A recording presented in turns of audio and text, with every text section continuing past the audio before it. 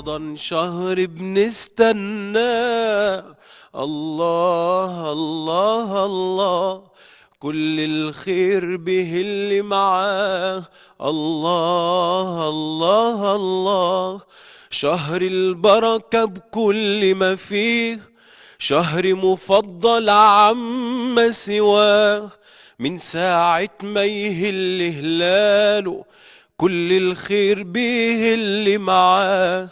شهر البركة بكل ما فيه، شهر مفضل عما سواه، من ساعة ما يهل هلاله كل الخير بيه اللي معاه. الله الله الله الله الله الله. زادت كل الناس والدب للغلبان شكواه، من ساعة ما يهل هلاله كل الخير بيه اللي معاه. منا للي يطيع مولاه، رمضان شهر بنستناه. منا للي يطيع مولاه، رمضان شهر بنستنى، رمضان شهر بنستنى، رمضان شهر بنستنى.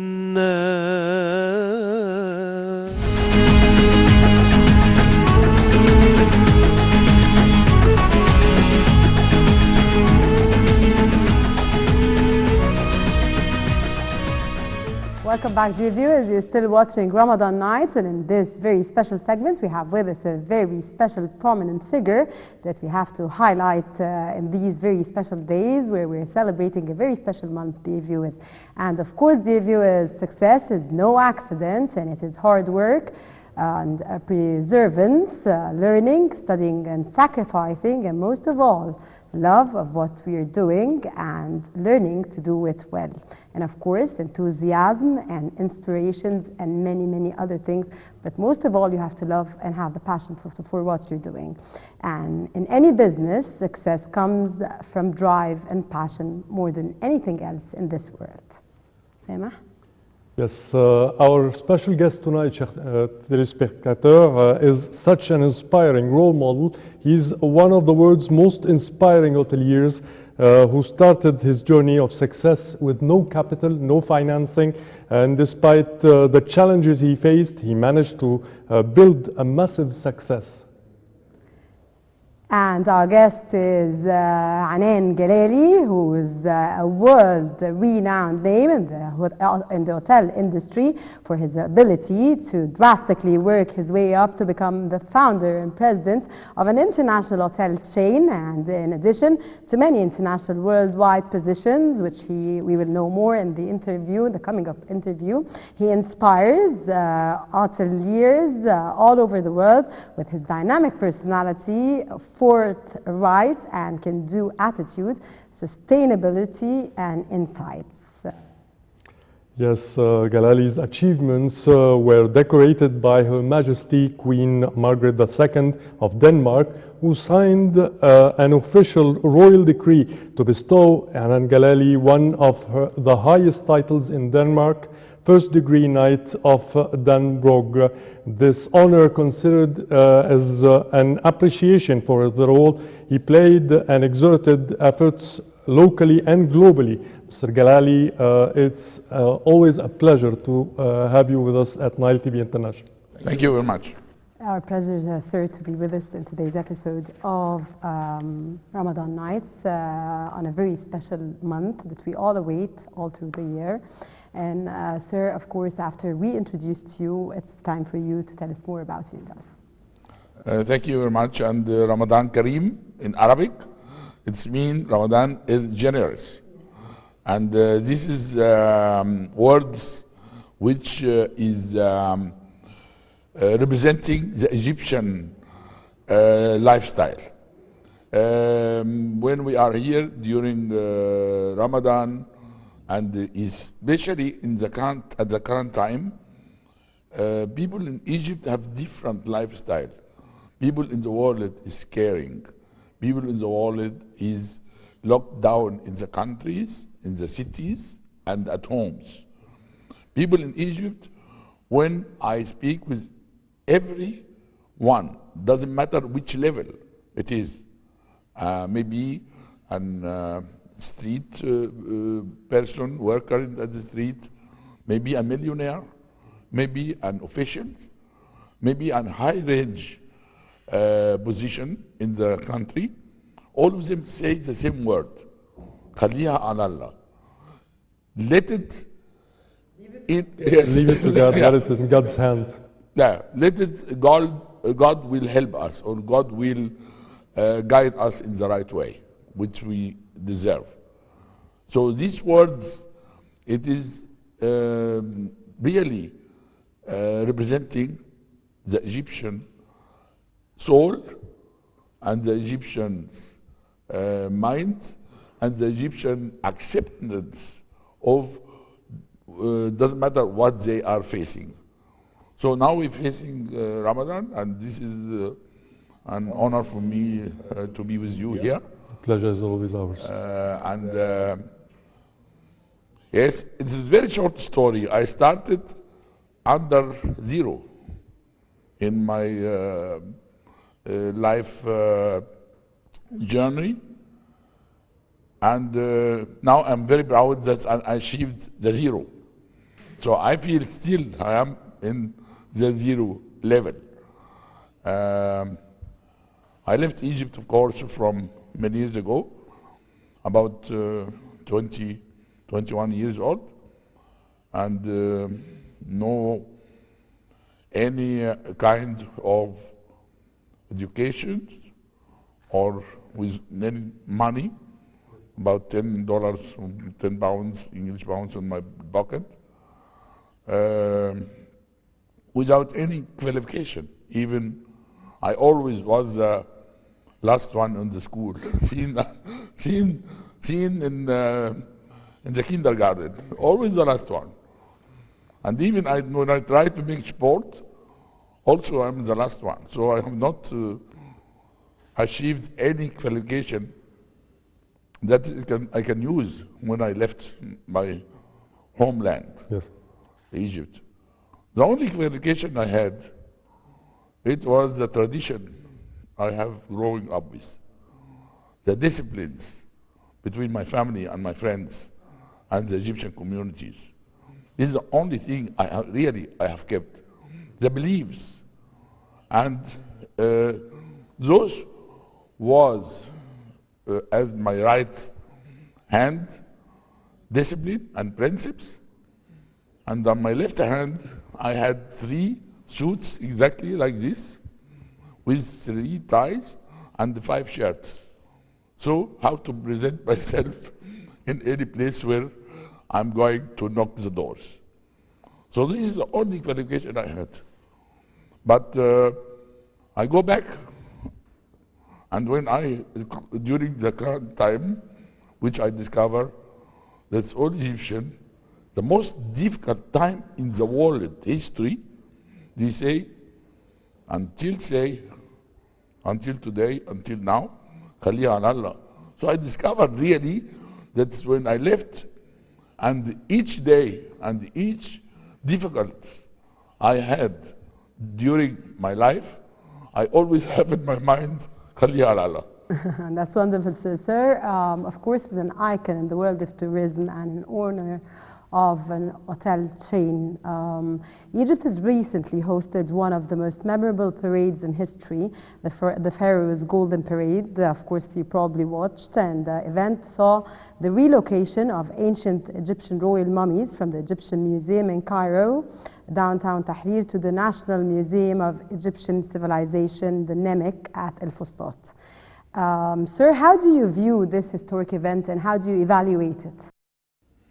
It's wonderful to see that Egypt have made such events and represented for all the world. I have my connection international levels. And while I, just the same days and day after, people call me and told me from European country and other Western countries, different parts of the world, and they told me, we are so happy to see something that give us a hope and to enjoy at the TVs, because we are tired to hear about the process and the development of what we're facing today, about the difficult what we With the facing. coronavirus and the curfew and the Yes. confinement. Exactly, because this is taking all the days in news in the last year, and so wonderful that you give us a hope, and Egypt give us a hope that we can enjoy something in the TVs, not related to the crisis which you are facing today. So, other things they told me, and this is want to tell also to the Egyptian people. Yani. They told me, we saw your president Al-Sisi. He kept distance, and all the people around him kept distance, and also have the masks as it have to be. And we know that the Egyptian people is taking easy about these things, because they like to live their lives and different than we are doing in Europe or different countries in the world. So they asked me why the people don't follow the president, where he is doing that to protect not only himself but also the others. So these two comments, I had it, but I was very proud, like everybody from Egypt is proud to show such a performance maybe we have not seen in the Egyptian history performance. I have been invited in Opera Aida and different events, international events have been in Egypt during many decades, but this the one we all proud of it, and also the future will remember that it have been happened during the worst crisis in our history and in the human history. Yeah, keeping the hope, as we say.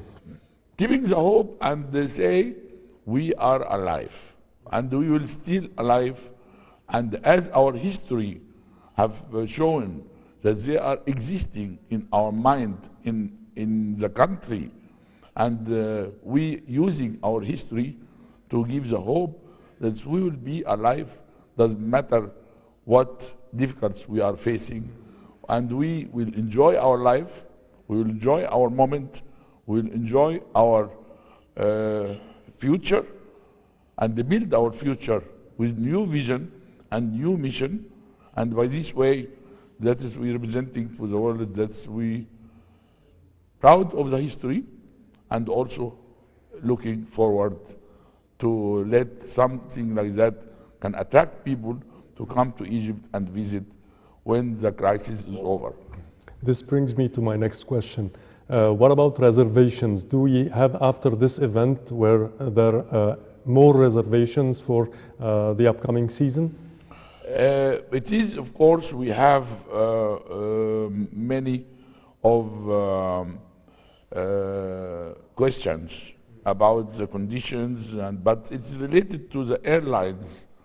And of course, when I live most of my time in the Scandinavian countries and in Denmark, the people suffered from very hard winter also this year, and the minus 10, minus, it's very difficult, cold weather, and therefore they are looking forward to come to the sun, to come to the fresh air, and to come to such country that don't have a huge distance from them, only 4 hours, doesn't matter. Egypt's geographic location is one of the best in the world. Doesn't matter you are coming from East Europe, you're coming from Russia, coming from Europe, you're coming from the Middle East, you're coming different countries from Arab world, you are only about the same distance, maximum 4 hours you are here. So many questions, yes, many reservations, but they have to be confirmed when the what you call the sky Clears. will be open again. Foundation of tourism in Egypt is based on a number of genuine multiple factors, most notably those related to its rich cultural values, sir, geographical diversity, as you just mentioned, history and heritage. As of course an icon, experienced tourism expert, sir, in your own opinion, what makes tourism in Egypt different, and how can tourism help brand Egypt globally? Egypt don't have only one what you call it Type of important, yes, one important tourist sector. Egypt have so many important sectors, different. We can represent so many kind of history, so many countries and nations and cultures.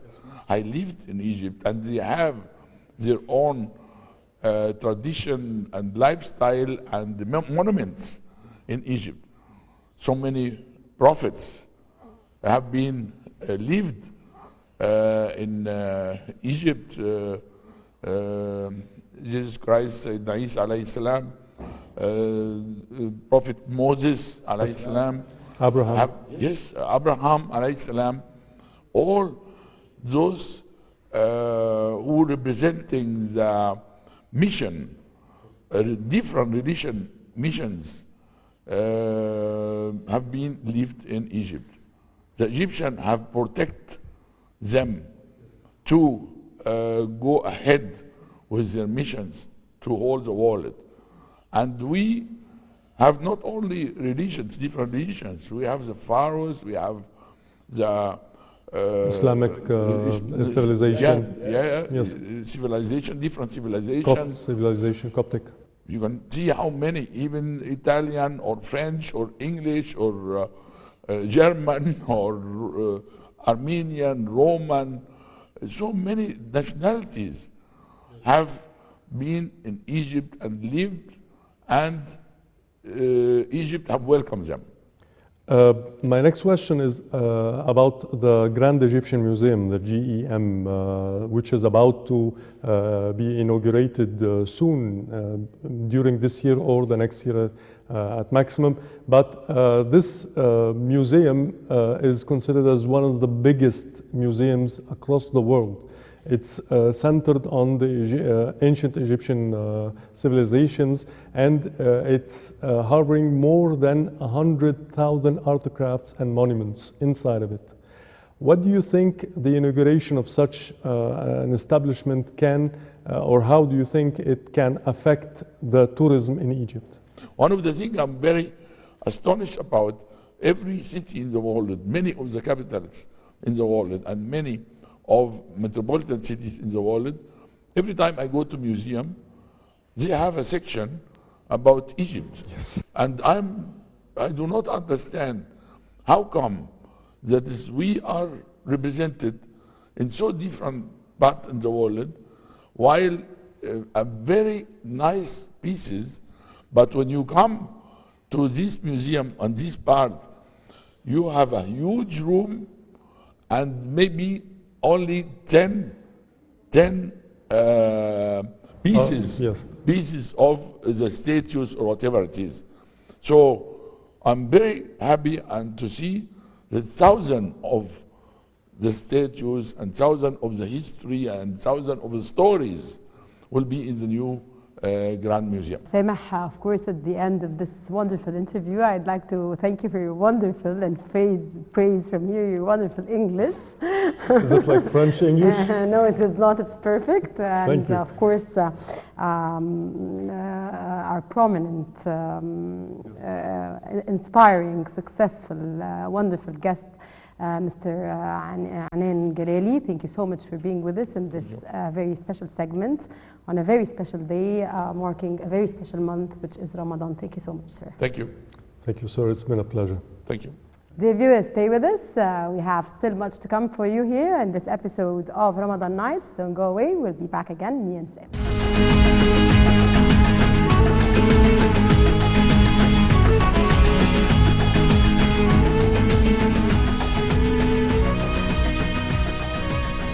Welcome back, dear viewers. We have a very special segment, Sameh. In this segment, what are we going to be presenting? Yes.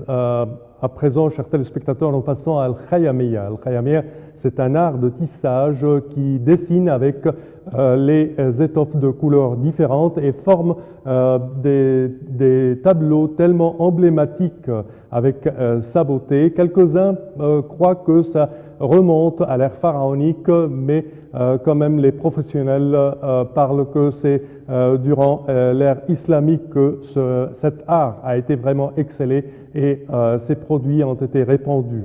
Alors, what do you have? Yes, Sameh. Al-Khayamiya, of course, is a type of decorative textile that historically is used to decorate tents across the Middle East, and they are now made in Cairo, Egypt especially, along with it's known as the street of the tent marks. Throughout the coming feature, we'll be knowing more about the Khayamiya. Stay with us and don't go away.